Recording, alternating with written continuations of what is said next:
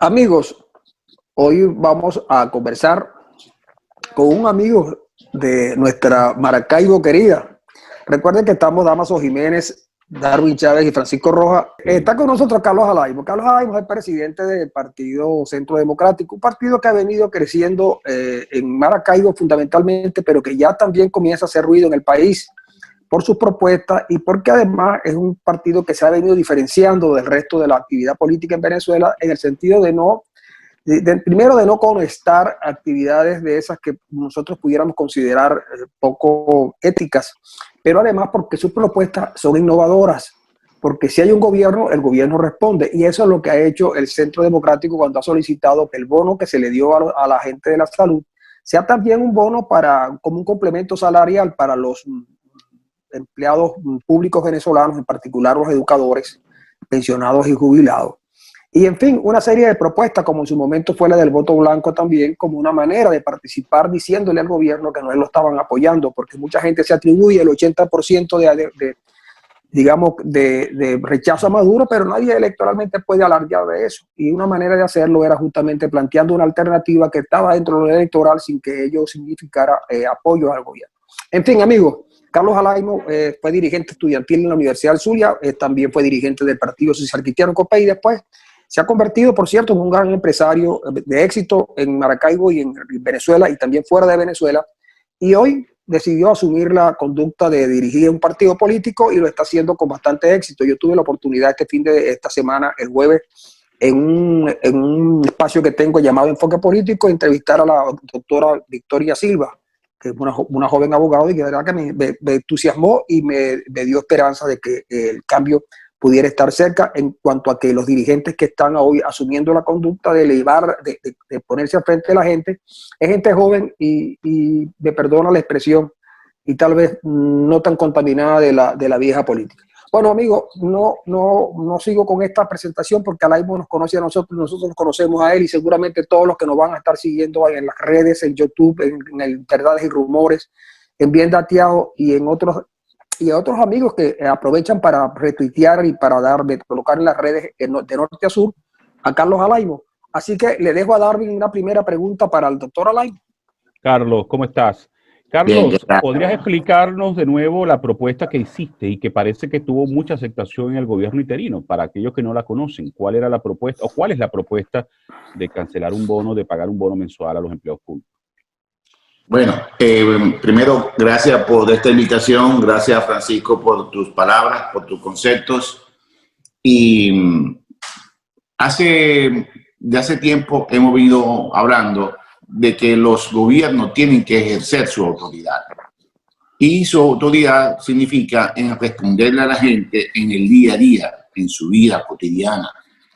Y es por ello que hace 15 días, hace 20 días atrás, venimos hablando de que así como hay un presupuesto para el manejo de las ayudas humanitarias, dijimos, vamos a ayudar a la gente de manera directa y concreta y de una vez vamos a valorizar el empleo, el trabajo de esos educadores o de ese sector salud que van a un área con tanta dificultad como lo que ellos tienen y además beneficiar a un segmento de una población que hoy en día su pensión está por debajo del dólar.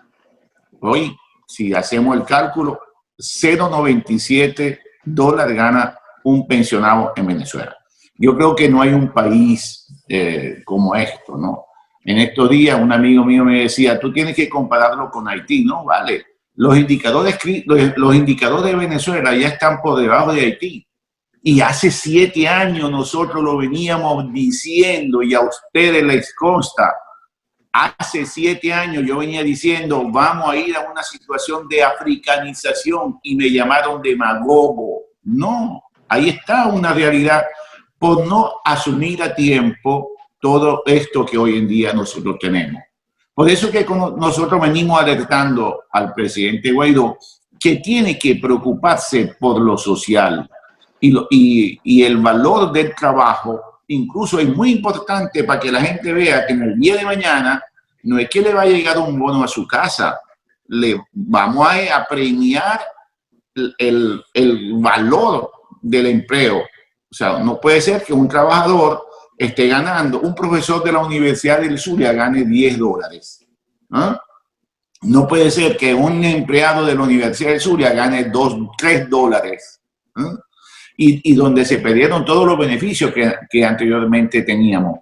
Un maestro de Sinamaica o de Machique o de Casigua está ganando $3. $3 en sueldo integral. En sueldo integral. Eso no tiene sentido. Entonces, razón por la cual una de las cosas que nosotros estamos diciéndole, vamos a tomar ese presupuesto que hay en el mundo, ¿verdad? Que se han hecho posible resolver temas de ayudas esporádicas humanitarias. Hoy en día ya nuestra Cancillería y nuestros consulados tienen presupuesto, ¿verdad? Pero la Asamblea Nacional ya tiene un presupuesto. Bueno, pensemos en la gente, pensemos en los maestros, en el sector salud, pensemos en el sector educación y los pensionados en una primera fase donde se le llegue de manera continuada un presupuesto que ellos pueden recibir. No hay que hacer censo, no hay que hacer censo. Por eso es que el llamado nuestro fue muy directo con los sindicatos y con los gremios, porque ellos tienen su base de datos. Nosotros le preguntamos a Gualberto Massi o a Marlene Hernández, o le preguntamos a Alexander Castro, o le preguntamos a Rafael Rincón, o a Milagro Gutiérrez, o a Dianela Parra, o a Valladares de enfermería, o a Judía Ular como rectora. Y ellos tienen la base de datos. Aquí están los empleados públicos que forman parte de nuestro sector. O sea, no hay que alimentar, porque no hay que decirle a los partidos hagan censo. No, no hay que hacer censo. Ahí está la base de datos. Simplemente hay que decirle a los venezolanos cómo te hago llegar el dinero, cómo te ayudo. Pero ya tenemos una experiencia con 65.000 médicos, con 65.000 personas del sector salud.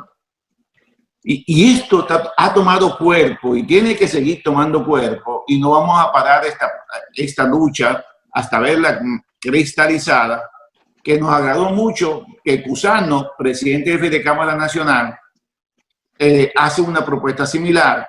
El Banco Interamericano de Desarrollo, dentro de la crisis que vive el venezolano, dice nosotros estaremos en capacidad de aportar $5 directamente a una cuenta de los venezolanos. Y hoy en día hay bancos que tienen relaciones del exterior con banco venezolano, o sea que es factible que esto se pueda dar. Simplemente hace falta voluntad política para eso. Y esa es la idea por la cual seguiremos trabajando en esta dirección. Y no tenemos que esperar que Maduro se vaya. Podemos trabajar paralelamente. Por un lado, atacando lo social, resolviendo lo social, y por el otro lado, ir haciendo posible que lo político se resuelva. Y más ahora, Dios es tan grande con nosotros, con Venezuela, que no nos puede abandonar, y ya alguna luz nos está enviando. ¿Quién hubiera podido imaginar que la ONU hubiese hecho un informe tan bien elaborado, con esta crudeza, incluso como la propia Bachelet hace 2 días hace unas declaraciones que yo he consultado con muchos analistas venezolanos y políticos venezolanos, y cifras que nosotros mismos desconocíamos del nivel de crueldad de un régimen que está masacrando a un pueblo, ¿no? Esta es la hora de que mientras atendamos lo social, con todas estas evidencias, podemos ir resolviendo la búsqueda del gobierno de transición, que si nos podemos creativo, inteligente, agudo, constante, con fuerza, los vamos a poder verlo antes de la Navidad. Pero tenemos que ser incisivos en eso. O sea, no hay ningún país en el mundo hoy en día con mayores delitos de violación de derechos humanos como Venezuela. Es escalofriante el informe de la ONU, pero a su vez también lo de Bachelet es fuerte. Y, y hoy me gustaría, por esta vía de ustedes, enviarle un mensaje al presidente Guaidó. El presidente Guaidó hoy debe dirigirse a la ONU para exigir la desincorporación del representante de Maduro en la ONU. Ellos no pueden aceptar ahí a alguien que esté en la ONU, representando a un gobierno criminal como el que hoy en día Maduro está liderizando. Por ahí debemos de comenzar, y por ahí el presidente Guaidó lo vamos a exhortar para que haga ese pronunciamiento.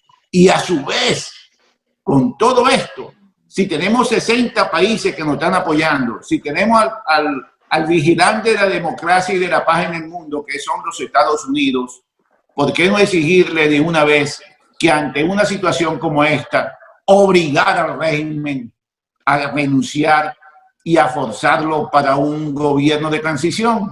Yo creo que en esto, estas son las horas importantes y vitales, y es el aporte que el Centro Democrático le quiere dar al debate político y al propio presidente Guaidó. Mira, Carlos,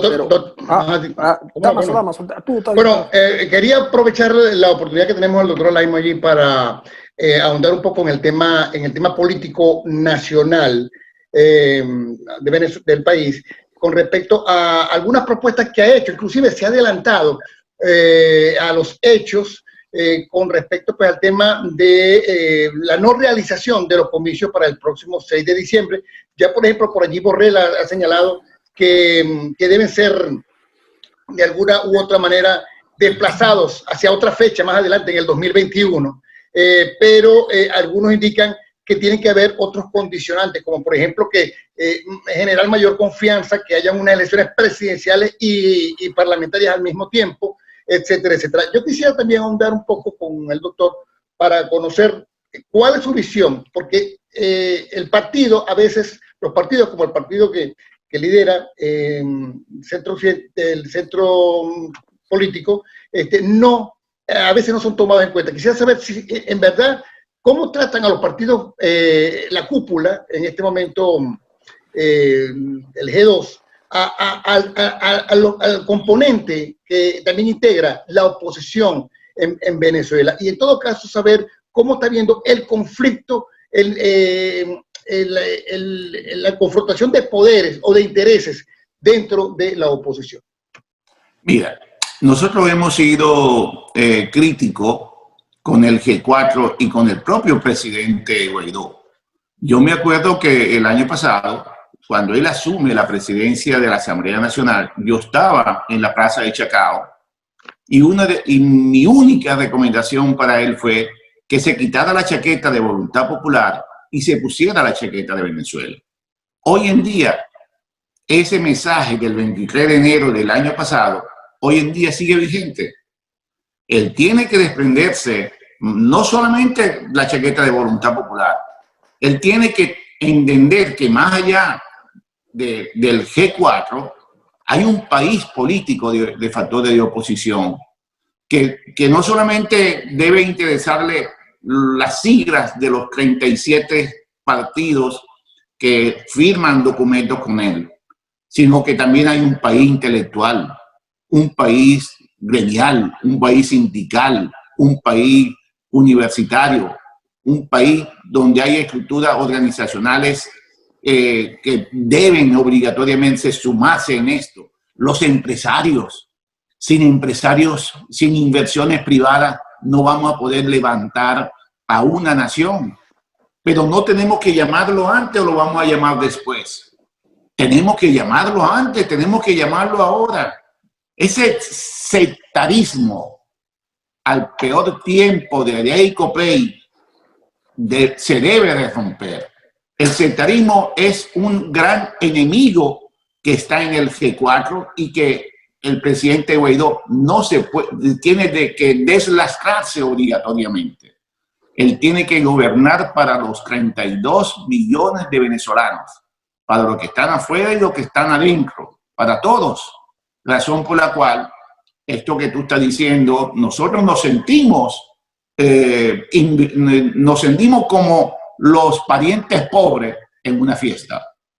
Así, y no solamente el Partido Centro Democrático, todos los partidos. Pero esto no viene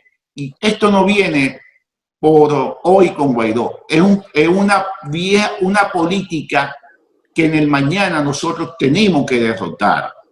En el pasado, los alcaldes y los gobernadores, cuando llegaban a cristalizar su posición, ¿qué hacían con los partidos que se involucraron en su victoria? ¿Qué se hizo con los partidos de la unidad? Nada, para nada. Se convirtieron en gobiernos monopartidistas. Esos gobiernos monopartidistas es la peor expresión del mesianismo y del caudillismo. Sobre eso, en el mañana, en la nueva política, tenemos que trabajar también. Carlos, dos cositas quiero tocar ahora. Mira, la primera tiene que ver con el cambio de discurso de Guaidó. Del cese de la usurpación, gobierno de transición y elecciones libres, pasamos a gobierno de emergencia. Luego se habló de la nueva ofensiva democrática, pero lo que vimos de Guaidó, hablando de los jefes de Estado de las Naciones Unidas, fue algo diferente. Era un poco como planteándoles, mira, nosotros ya no podemos y necesitamos el concurso de todos ustedes para crear una fuerza que nos ayude a sacar a Maduro. Esto quiere decir que Guaidó cambió de un momento de la gran ofensiva democrática a una posibilidad de salida de fuerza. Esa es una. La otra es la siguiente. Se comenta en muchos círculos políticos venezolanos que en el gobierno interino, no propiamente Guaidó, pero sí factores muy cercanos a él, han incurrido en actos poco éticos en cuanto al manejo de los dineros públicos. ¿Qué tienes tú que decir al respecto? Bueno, la primera pregunta me interesa mucho más porque la segunda pregunta yo creo que deberíamos de una u otra manera procurar que los hechos en la administración pública tienen que ser transparentes.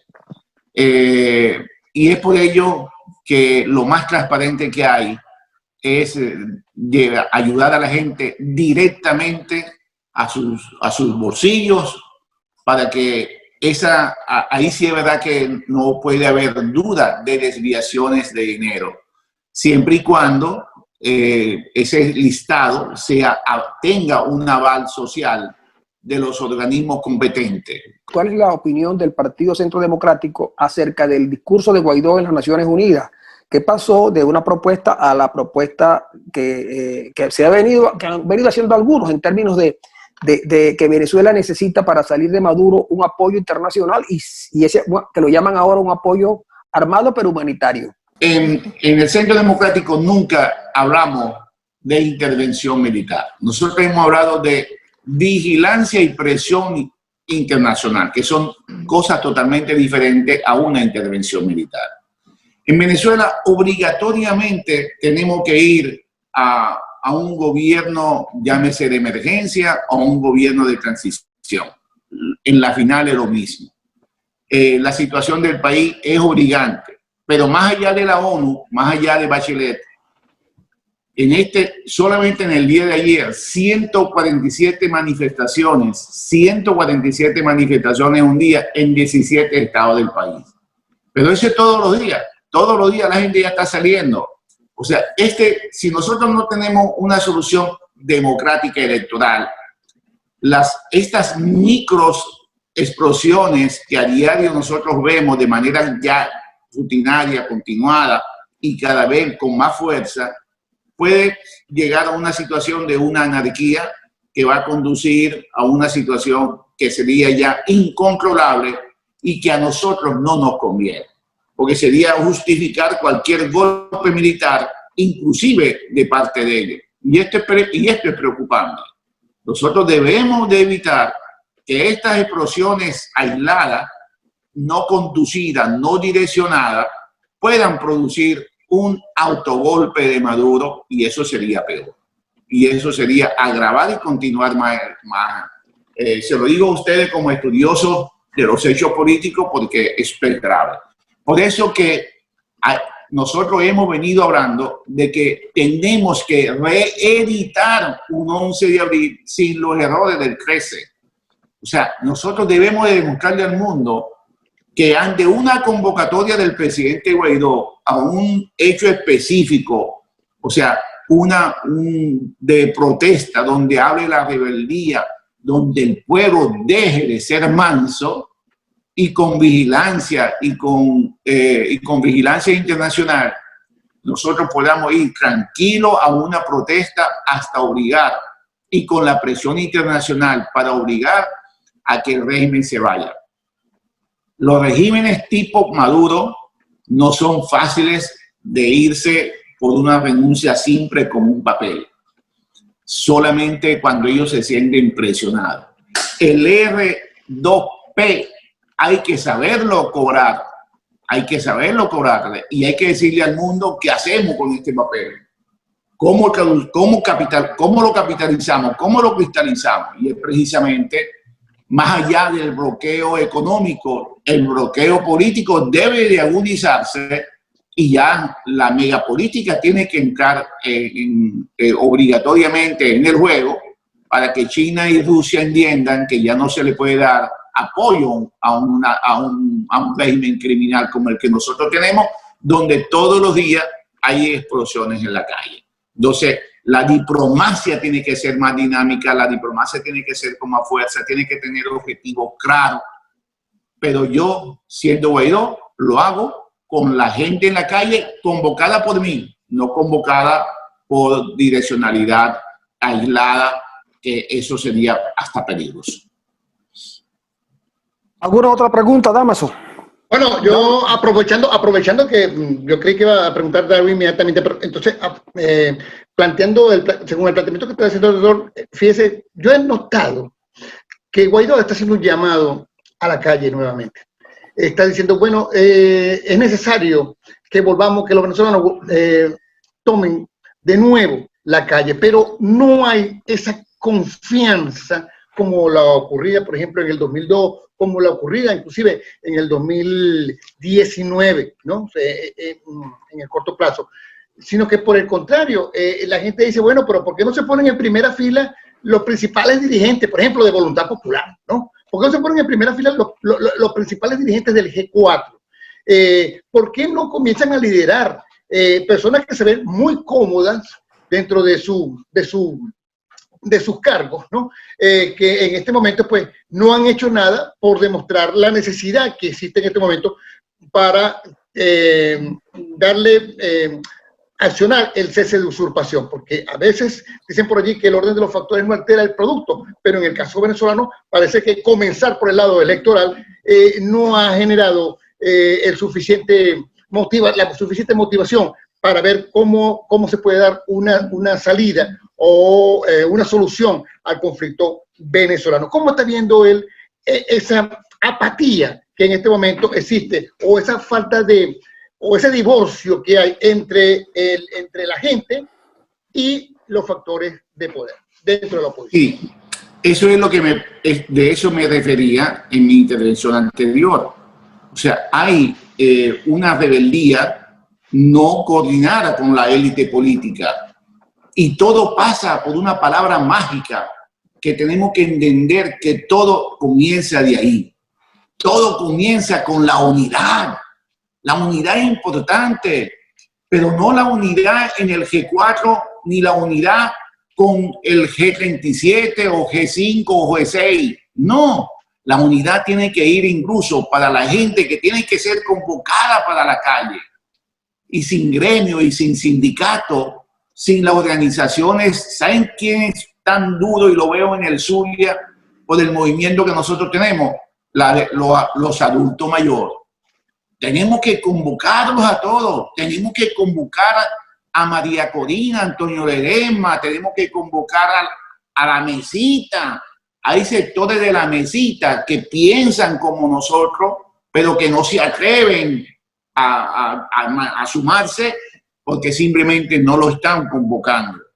La unidad, cuando hablamos de la unidad, tenemos que hablar precisamente con todos los factores adversos a Maduro. O sea, si el 92% de los venezolanos no quieren el régimen. Pues vamos a llamarlo. Entonces, todo pasa por la unidad. Cuando haya una unidad política de todos los factores, es la hora, y esto no es una suma de votos, no, es la unidad para un plan.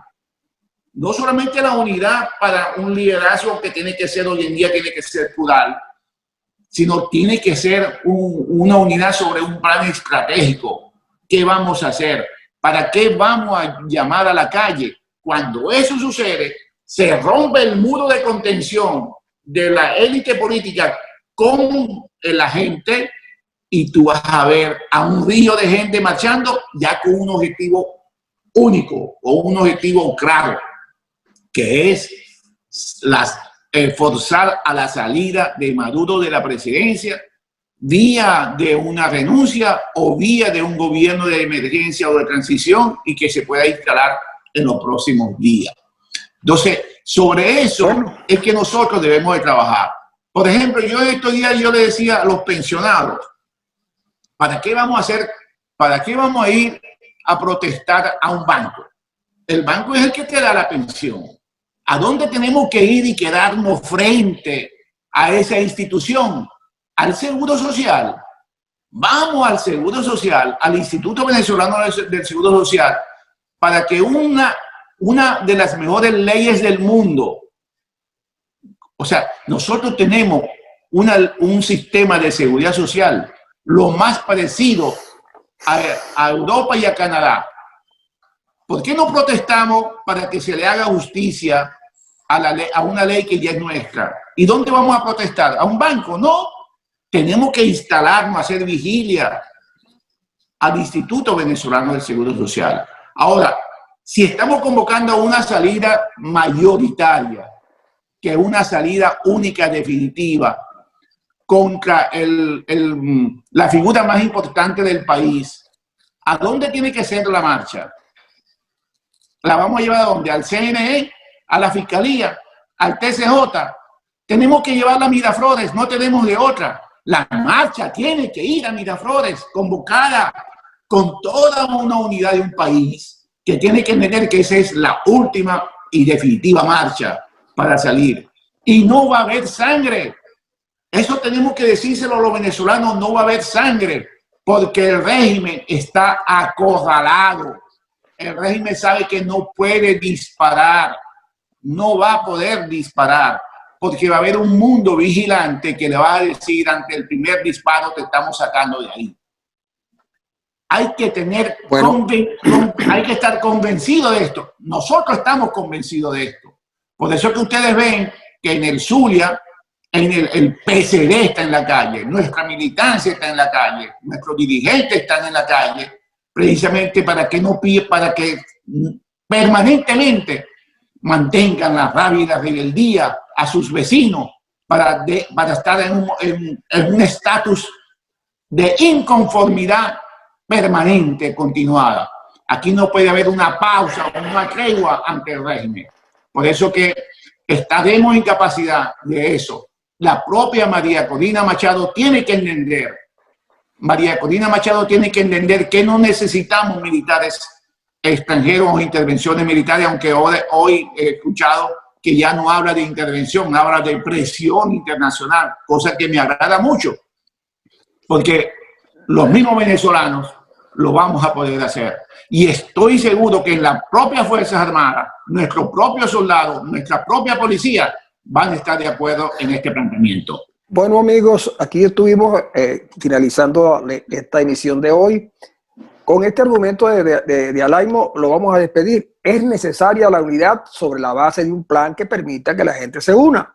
Eso es una excelente propuesta que yo supongo que la mayoría de los políticos venezolanos van a tomar en consideración. Carlos, fue un placer haber estado contigo hoy en la mañana.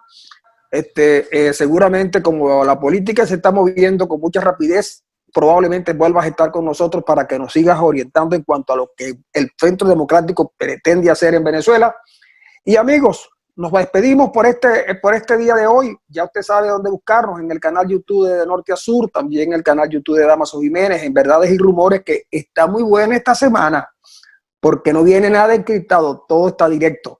Y por supuesto nuestros amigos de las redes que van a estar pendientes, porque como están pendientes toda la semana con De Norte a Sur, Darwin Chávez, Damaso Jiménez y Francisco Rojas en compañía de nuestro productor Firestar, les decimos hasta la próxima.